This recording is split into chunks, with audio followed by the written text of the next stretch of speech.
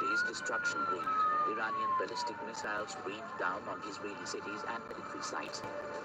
Tel Aviv, Haifa, and Beersheba bore the brunt. Satellite data later revealed that at least 5 Israeli military bases, including a major air base and intelligence center, were struck directly by Iranian missile.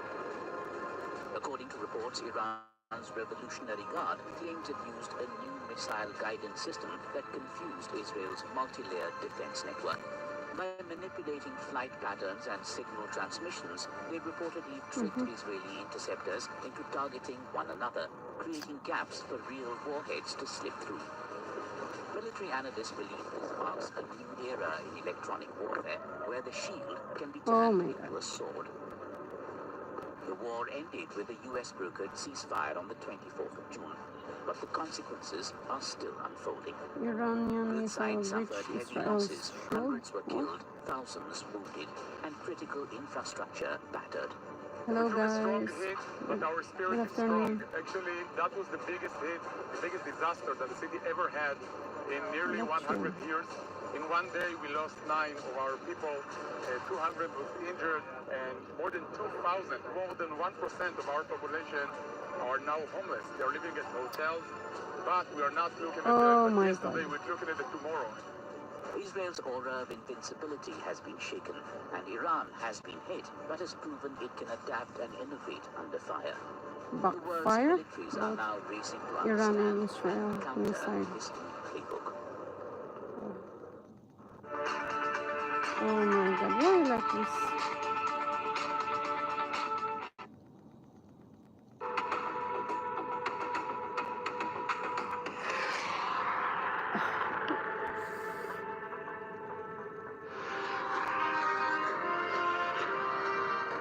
Hello and welcome to this edition of World at War. My name is Mohammed Saleh.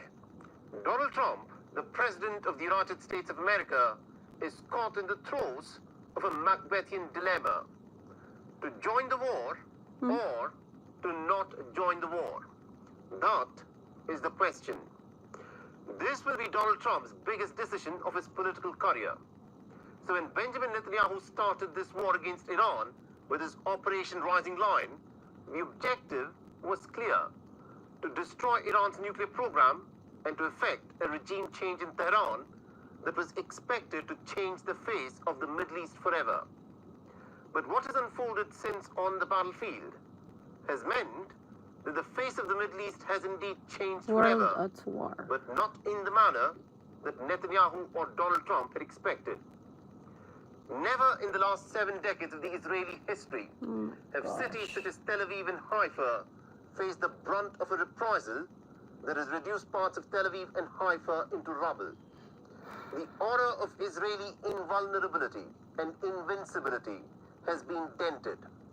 And now, even top Israeli leaders such as Yoav Gallant are publicly admitting that Israel started this war, but they hope that the United States can now jump in and finish the war. Our next port gets more details.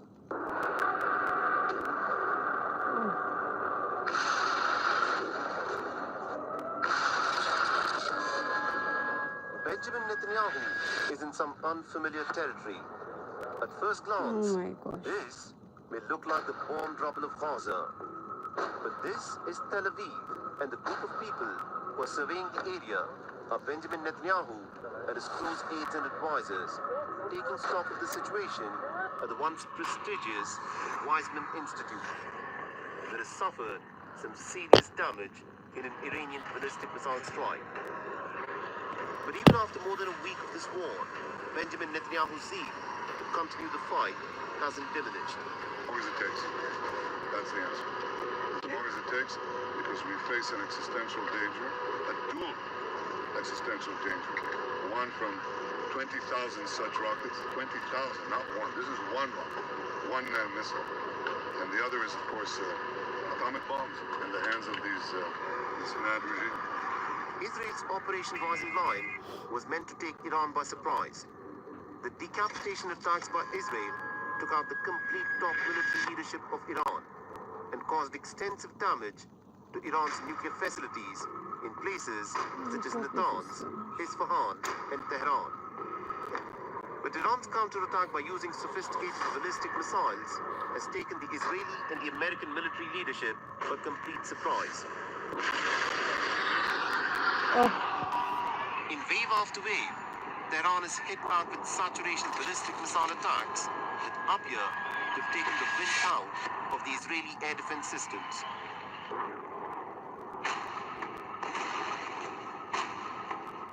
Admissions by the senior Israeli intelligence officials are troubling. Only 65% of the Iranian ballistic missiles are now being intercepted in comparison to the earlier 90%. Which means that more and more Iranian strikes are hitting their targets. What makes the situation even worse for Israel is that it is beginning to run low on the interceptor missiles for its air defense systems. And this is a deficit that not even the Americans are in a position to replenish due to the time that is required to produce these very high-tech interceptors. In a war of attrition, the Iranians clearly seem to have more ballistic missiles than the number of interceptor missiles in the hands of the Israelis. The IAEA chief Rafael Grossi has sounded a dire warning. If Israel stages an attack on Iran's Bushehr nuclear facility, then it would result in some very high levels of radiation peaks that would spread hundreds of kilometers outside of Bushehr. At present, the competent Iranian authorities have confirmed Ay, that ako nakapag-live ulit Natanz ng ano, guys. enrichment site has been impacted and that there are no elevated radiation levels. They have also reported that at present the Esfahan and Fordow sites have not been impacted. This development is deeply concerning. I have repeatedly stated that nuclear facilities must never be attacked, regardless of the context or circumstances, as it could harm both people and the environment. I quote, "Any armed attack on and threat against nuclear facilities devoted to peaceful purposes constitutes a violation of the principles of the United Nations Charter, international law, and the statute of the agency." So the military option to bomb and disrupt Iran's nuclear facilities was not a viable one to begin with. And now, the former Israeli Defense Minister Yoav Gallant has written an opinion piece in the Times, exhorting the United States of America to get involved militarily to finish the job 6 p.m. that na po. Israel started. But in his assessment, Donald Trump is crystal clear. On its own, Israel hasn't got the capacity to take out Iran's nuclear facilities. Prime Minister Netanyahu said that they had the capacity to take out all of Iran's nuclear facilities. So what role would the U.S. be able to play, and why would they, if Israel says that they have all of the abilities, their own I'm not military? sure he said that, but they really have a very limited capacity. They can break through a little section, but they can't go down very deep. They don't have that capacity, and we'll have to see what happens. Maybe it won't be necessary. Maybe it won't be necessary. So it now remains to be seen what the American president decides in his 2-week timeline. Will Donald Trump stay out of the war and let Israel try and finish the war that it began on its own? Or will he take the United States of America head first into another all-out war in the Middle East that the Israeli Prime Minister began with his Operation Rising Lion?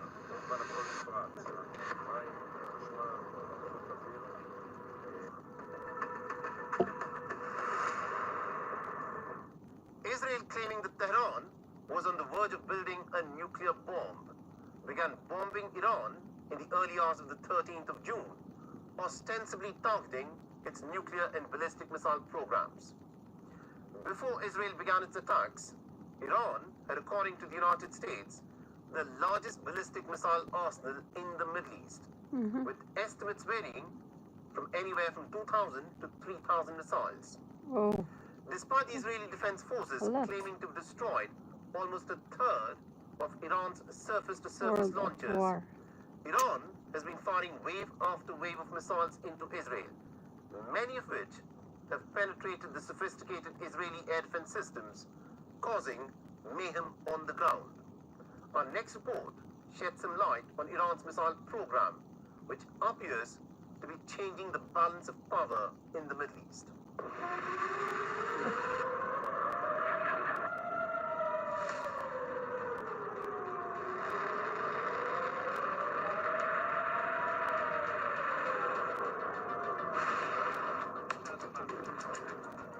The Israel-Iran conflict, now in its second week, exhibits no sign of de-escalation.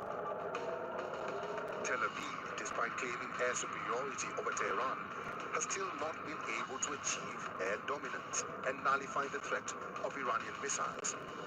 US Iran, the largest missile. On Friday, raging fire and plumes of smoke billowed near a residential building in the southern Israeli city of Beersheba, following an Iranian missile strike, narrated a tale of Iranian defiance and resistance. Analysts are of the opinion that this gloves-off approach by Iran when it comes to retaliatory strikes against Israel is a significant departure from their initial approach of targeting specific military targets. In the earlier rounds, the Iranians were trying to go after very specific military targets and Mossad in Tel Aviv. Tel Aviv.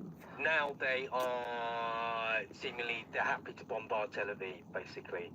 So if they hit civilian areas, it's fine. So they're using a wider array of ballistic missiles. They don't have to be the latest ones, the ones with better guidance systems. So it's more of a gloves-off kind of approach from the Iranians in terms of the retaliation or the Israeli attacks.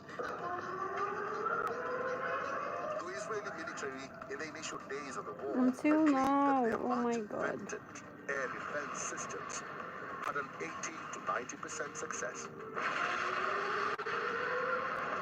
The initial setbacks have compelled them to revise the rate of interception by their signature Iron Dome to 65%, a significant climb down. The conflict between Iran and Israel is attritional at the moment, and the key question emerging is, among the long-standing enemies who run out of missiles. It's a numbers game. It's how many ballistic missiles the Iranians have got versus how many interceptors the Israelis have got. Oh, come on. Iran's ballistic missile program, the largest in the Middle East, featuring a diverse range of short and medium-range ballistic missiles, originated during and after the 1988 Iran-Iraq War. In a bid to deter Iraqi Scud attacks and compensate for its lack of modern air power. In addition to ballistic missiles, Iran has hypersonic missiles as well, a direct reaction to evolving and maturing ballistic missile defenses. Hypersonic missiles, such as Fatah-2, are difficult for air defense systems to intercept, even if they are detected by radar. Additionally, Iran has a cruise missile, such as the Howitzer missile, in its arsenal, which have been used against Israel. While these cruise missiles are slower than ballistic missiles, they fly like pilotless planes, low and steady, sneaking past air defenses. Though Iran has taken significant damage, it has not pulled back its punches, hitting right back with its missiles. Amid the escalating tension, the unsettling sound of red alert sirens, warning of incoming missile threats, has fearful Israelis scrambling to bomb shelters. Right now, I'm very scared in this situation. It's horrible to me and to all my family, and I can't go anywhere. It's very bad, and now I don't know what happened in the future. Given the uncertain times, fraught with anxiety and danger being faced by Israelis, who were so far lulled into a false sense of security owing to their much lauded and talked about air defense systems. The question that comes to mind is, did Iranian missiles surprise America and shake Israel out of its slumber?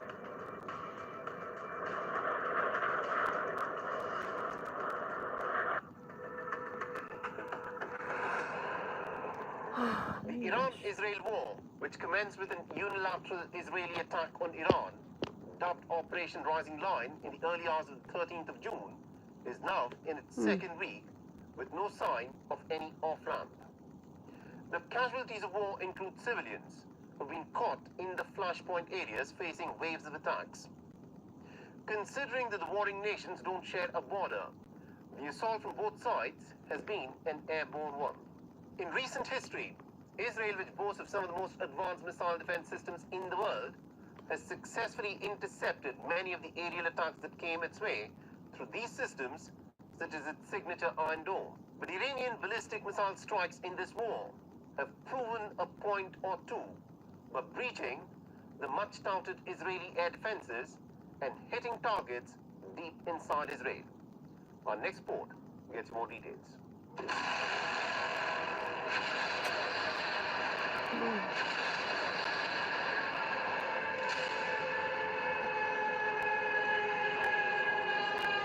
Oh, come on. Ever since Tehran launched a wave of retaliatory strikes on Israel, causing heavy damage and forcing Israelis across the country to seek cover in bomb shelters, the question on everyone's mind is how effective are the much vaunted Israeli air defense systems? Iron Dome, At the heart of Israel's air defense is Iron Dome, a mobile all-weather air defense system. Co-developed by Israeli defense contractor Rafael Advanced Defense Israel's Systems Iron Dome. and Israel Aerospace Industries. Oh my Designed to God. intercept and destroy short-range rockets and artillery shells. Fired from distances of up We're to just 70 hoping for peace kilometers away. between Iran and Israel, guys. From 2011 to 2021, the United States opened its purse strings, contributing a total of $1.6 billion to the Iron Dome defense system, That's a lot. which was first deployed on the 27th of March in 2011 near Beersheba in southern Israel.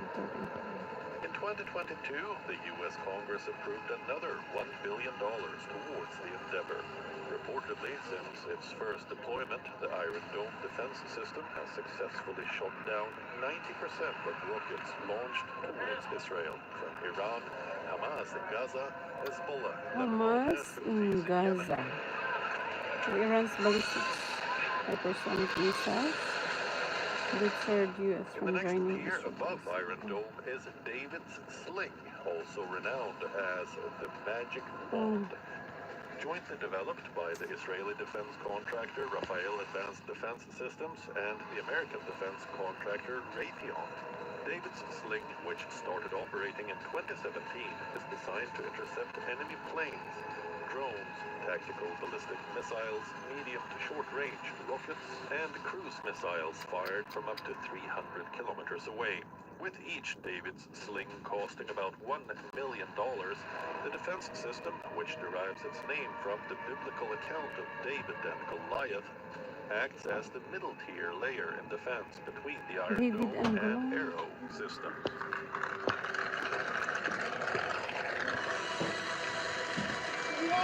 Yes, madam. Huh? Both Arrow 2 and 3 are components of Ano